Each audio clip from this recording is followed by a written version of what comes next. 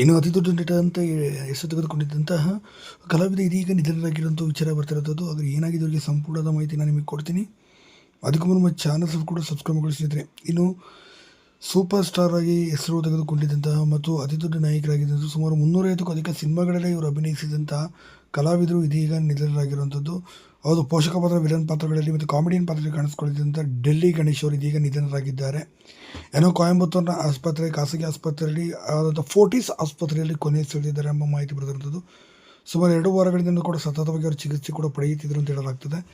ಸದ್ಯ 65 ವರ್ಷ ವಯಸ್ಸಾಗಿತ್ತು. ಸದ್ಯ ಪತ್ನಿ, ಮಕ್ಕಳು ಮತ್ತು ಮೊಮ್ಮಕ್ಕಳನ್ನು ಬಿಟ್ಟು ಡೆಲ್ಲಿ ಗಣೇಶ್ ಅವರಿಗೆ ಅಗಲಿದ್ದಾರೆ.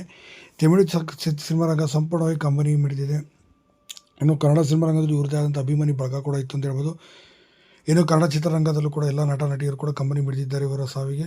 ಹೌದು, ಇತ್ತೀಚೆಗೆ ಹೃದಯಾಘಾತದಿಂದ ಸಾವನ್ನಪ್ಪುತ್ತಿರೋದು ಸಂಖ್ಯೆ ಹೆಚ್ಚಾಗಿದ್ದರೆ, ಇನ್ನೊಂದು ಕಡೆ 65ನೇ ವಯಸ್ಸಿನಲ್ಲೇ ಇದೀಗ ಡೆಲ್ಲಿ ಗಣೇಶ್ ಅವರು ಕೂಡ ಕೊನೆಯುಸಿರೆಳೆದಿರೋದು ಸಿನಿಮಾ ರಂಗಕ್ಕೆ ತುಂಬಲಾರದಂಥ ನಷ್ಟ ಉಂಟಾಗಿರುವಂಥದ್ದು. ಇವರ ಆತ್ಮಕ್ಕೆ